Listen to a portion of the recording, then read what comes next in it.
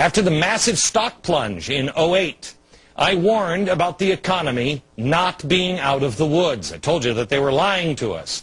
Meanwhile, every single economist said, we're A-OK, we're on the road to recovery. I distinctly remember being called crazy for saying that we are going to slam into the side of the mountain, that we are on the brink of depression, and it's only a matter of time.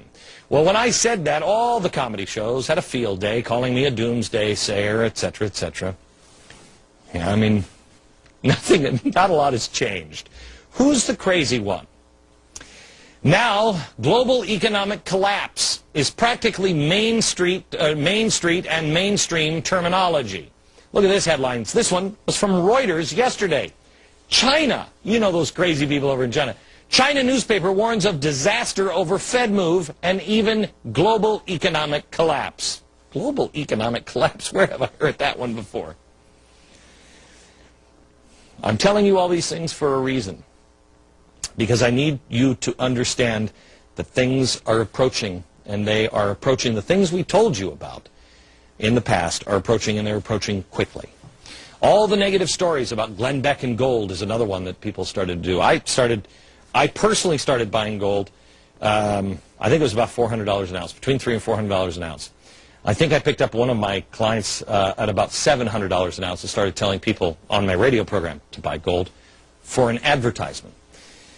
Do you know how many times I've been called crazy and how I was bilking stupid people out of their money? Do you know that gold hit a record high today of $1,400 an ounce? Gosh, that means you would have doubled your money. And I didn't even ever say, buy it as an investment. I have no idea what gold's going to do. It's volatile. It could crash tomorrow. I've said, buy it as an insurance policy. Why? Because they're going to monetize our debt. Ooh. Ooh, wait a minute. That's exactly what they're doing. And yet I was called crazy when I said they were going to do that. What are we giving birth to? The last one is a money crisis. I have been warning you that we are on the same path to repeat the same exact mistakes as the Weimar Republic. We've hit the top of our debt standard. Nobody's going to want to loan to us. And so what happens?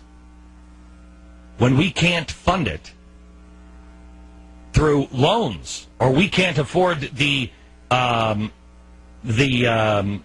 interest, we'll just start printing more money, and we're printing it like there's no tomorrow.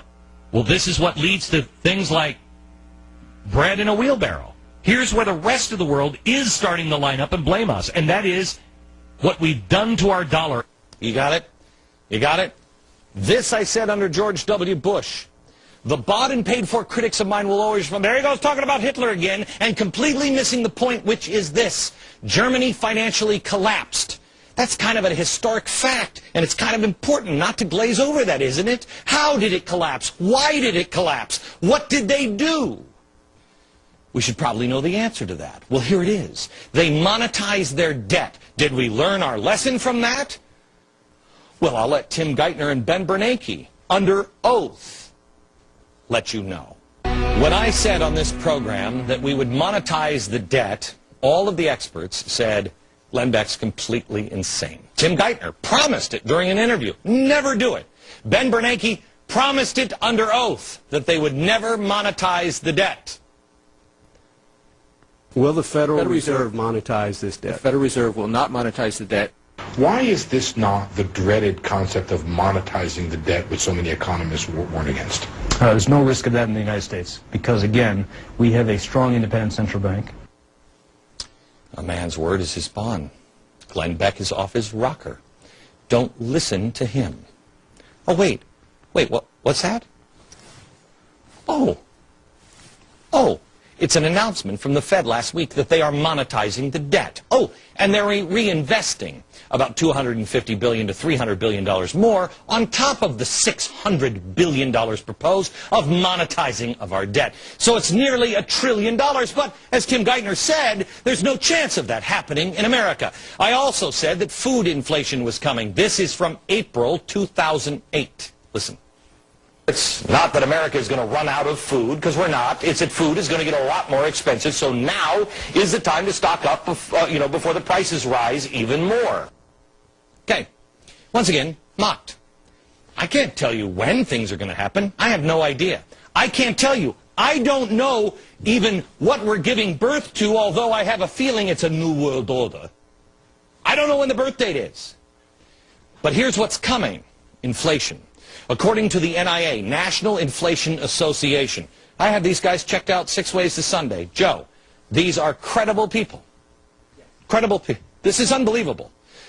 The food crisis on inflation will be, according to the National Institute of whatever it is, will be the top crisis in 2011. According to them, we can see prices as high for 1 ear of corn, $11.43. 1 ear of corn. $23.05 for a 24-ounce loaf of wheat bread. This, $62.21, 32-ounce packaged granulated sugar, Domino's. Milk. Try this out for size. Hey, Mom, only $24.31 for a 32-ounce container of soy milk. Coffee, $77.71 for an 11.5-ounce container of Folgers Classic Roast Coffee.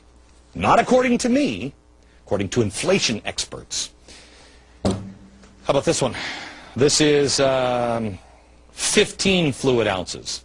If you get a 64 fluid ounce container of Minute Maid orange juice, $45.71. I had to check this one because I couldn't believe it. This is 1.55 ounces. For 1.55 ounce of Hershey's milk chocolate, they say this could cost as much as $15.50. Welcome to your future of monetizing the debt. Of course, now I should mention that your salary is supposed to go right up with inflation. And if you believe that, I've got a bridge right here in New York. You let me know how that works out for you. What is the rest of the world saying about monetizing our debt? I told you that we were setting ourselves up to be the villains. Well, here is the Chinese finance vice minister. Here is what he said about it. As a major reserve currency issuer for the United States to launch a second round of quantitative easing at this time, we feel that it did not recognize its responsibility to stabilize global markets and did not think about the impact of excessive liquidity on emerging markets. Uh-oh. How about the Germans? They've lashed out. They said, I don't think that the Americans are going to solve their problems with this, and I believe it's going to create extra problems for the world. Brazil said the Fed's move, it will devalue the dollar, hurt Brazil and other export-dependent economies. The fingers will all be pointing to us. Here's what I ask you to do. I need you to pass them to a friend. I need you to tell everybody you know. Information is the best weapon available. Food prices will be going up. The dollar is being intentionally collapsed. You will understand that in, oh my gosh, unbelievable clarity by the end of the week. We are also training the world to blame America for every problem that pops up.